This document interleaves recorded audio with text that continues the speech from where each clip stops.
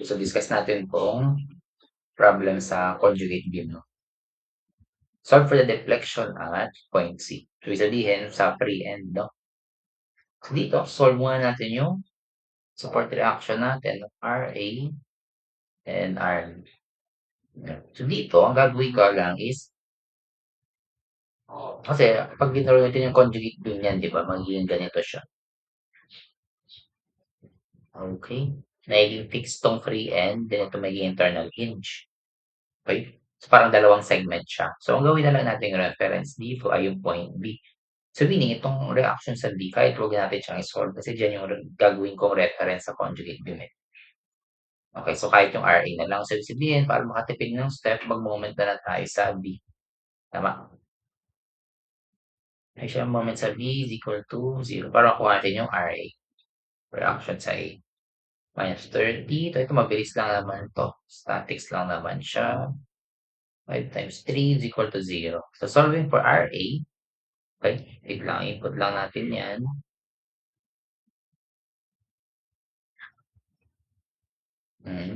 116.6667 kN. Okay.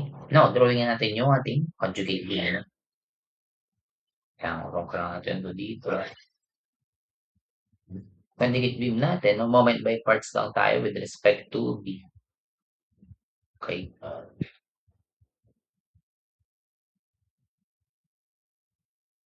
Okay. So, unahin muna natin yung 116.67. Okay, with respect to B, di ba? At ako lang takalocate. Pating gagawin yung moment by parts. Imagine yung 116.67 yung reaction sa A. Di ba? Moment tayo sa B, di ba? Moment by parts means 1,050.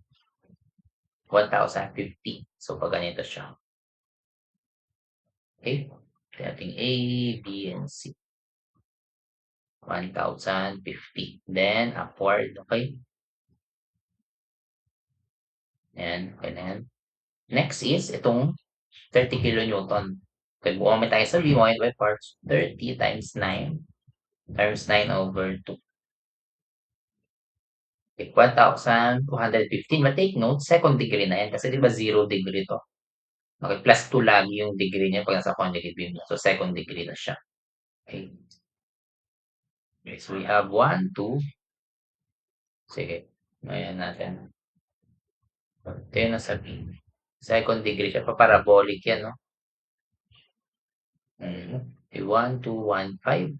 Then, pa-downward. Okay? Kasi sa baba yung load eh. Second degree to first degree. Nalagyan natin. Then, ano pa bang yung moment by parts natin? Ito lang naman. Tsaka 55. So, ito madali na siya. 55 times 3 lang. Okay. 55 times 3. 165, no? 165, downward siya. Okay. So, ito pa ba eh? Respect to B, yan siya. Ito na yung ating 165. Yan na. Ito na yung ating conjugate beam, no? Ito, meron pa rin tayo dito. Drawing ko lang yung support reaction, no? Hindi magbabago yan kasi nasa left end siya. Itong roller dito na wala sa right end, okay, magiging internal hinge yan. Ito na lang siya. Internal hinge. Itong free end sa C magiging fixed. Okay? Ito na yung ating conjugate beam, no?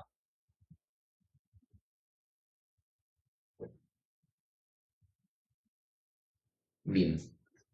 Okay? So now, kailangan natin deflection sa C. Di ba ang deflection sa C equal sa moment ng conjugate? Kailangan natin mag-moment dito sa conjugate beam. Kaya lang, kailangan mo natin kunin yung reaction. Kasi pag moment tayo sa conjugate beam, di ba? Ano yung mga unknown dyan? Sa ating conjugate beam. Reaction dito sa A, no? Tapos, reaction sa C, tapos moment sa C. Pag nag-moment agad tayo sa C, dalawa yung unknown mo, yung moment sa C tsaka yung RA, no? So, hindi pa natin pwedeng directly makuha yung moment sa A. Sa C. So, gawin mo natin, consider mo natin yung AB kasi hinge naman yan eh, di ba? Okay, consider natin yung AB muna. Okay, considering AB, ano lang yung meron dyan? Yung upward na 1,050, di ba?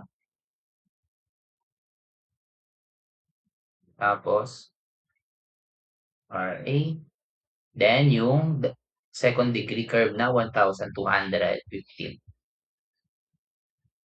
Second degree, this one is the first degree, 1,215. Yung point beam, since internal hinge yan, di ba may reaction din dyan. Yung RB. Ina-assume ko na lang yung direction, no? Kasi kapag negative yung sagot natin, ibig sabihin, mali lang yung assumption, di ba? Hindi mo siya importante. Assumption lang. So dito, ano ba yung mas madali? Kasi pag kinuha natin, nag-moment tayo sa A, kukunin natin yung RB. Tapos, pwede natin i-consider yung BC, di ba? Mas madali na lang. Compared kapag nag-moment tayo sa B, makukuha mo yung RA. Okay, so once nakuha mo na yung RA, sa Bayesian vertical makukuha mo yung RB, no? Pero ang mas madali kasi dito, moment lang tayo sa A, makukuha mo yung RB, tapos consider mo na agad yung BC. Diba? Hindi mo na kailangan kunin yung RA. So, mas makatipid ng steps pag ganun, no? Diba? Kasi pag kinuha, nag-moment ka sabi mo, kuha mo yung RA, kung consider mo yung buo, mahirap, no? Marami kang consider na load pag nag-moment ka. Okay, kaya ang gagawin natin, moment na lang tayo sa A, kunin natin yung RB, then consider natin yung segment BC, moment sa C, yun na yung ating deflection at C, di ba? Okay. Summation ng moment sa A is equal to 0. So ito, ano yung length nitong AB natin? That's 9 meter, no?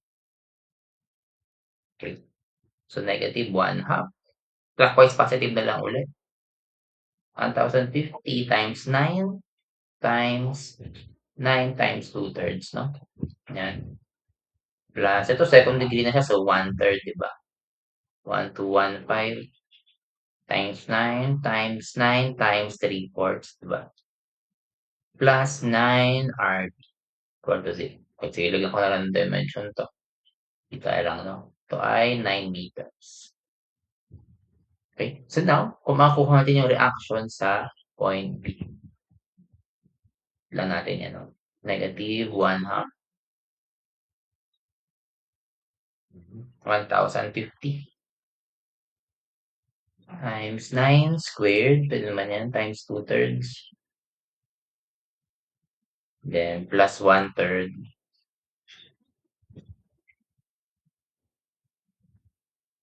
1,215 times 9 squared ulit,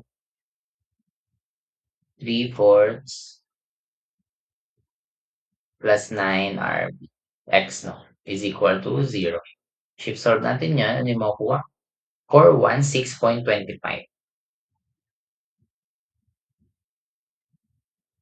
416.25. Okay. So, sabihin niyan, tama yung ating assumption na pababa siya kasi positive din ang ating sagot.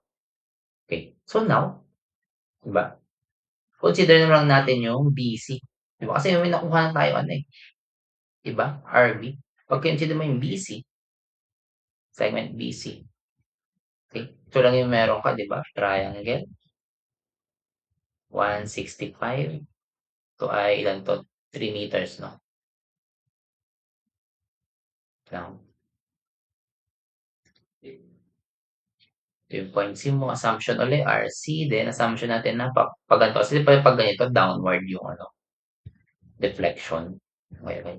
So, yun yung assumption natin. Okay. Then, since dito, downward to, di ba, hinge yan. So, sabihin, dito, yung RB natin ay upward for 16.25. Di ba, opposite direction na siya. Okay. So, now, moment na tayo sa C mo, kuha natin yung deflection at point C. No? Okay. Makakuha natin dito. Okay. So, nation moment sa C is equal to 0. Clockwise positive na lang ulit. Then, MC plus 416.25 times 3 minus 1/2 times 165 times 3, di ba? Okay, 1 times 3 times moment arm from C times 3 times 2/3, no? Is equal to 0. Input natin sa calc. Sige, hindi ko na ipapakita kasi onti lang naman.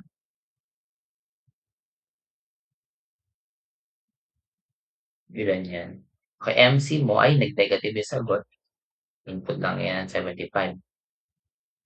MC is equal to 753.75 KNM cube, di ba? Over EI. Upward to, no? Kasi nga, bakit upward? Pag ito yung sign convention natin, nag-negative siya, so sabihin, 'pag ganito yung MC. 'Di ba 'pag ganyan side convention ng moment natin, positive. Ibig sabihin, since ito ay moment sa conjugate beam, yung deflection natin sa real beam ay positive daw, gano'n or upward, gano'n. Now substitute natin yung EI, 200 tsaka 830 times 10 raised to 6. Okay, so therefore, MC or deflection sa C, 753.75 times 10 raised to 9 natin 'to mm. Hindi ko na ipapakita yung conversion kasi madali lang naman siya. 830 times 10 raised to 6. Okay, so times 10 raised to 9 ko para maging mm 'to, 'di ba? Mm cube. Na-check ko lang, 830 times 10 raised to 6, okey. So yung YC natin ay therefore equal siya sa input na lang natin yan sa calcu, 753.75 times 10 raised to 9, 200 times 830 times 10 raised to 6. Okay. And 4.54 mm. 4.54 mm upward. Okay, so gano'n lang siya. Okay, mga assumption naman yang ano dito, moment tsaka yung direction ng reaction na sino-solve mo. Okey lang naman 'yan, assumption lang naman 'yan. Ang 'pag negative lang 'yan, sabihin mali yung assumption mo o kaya hindi naman talaga magma-matter initial assumption.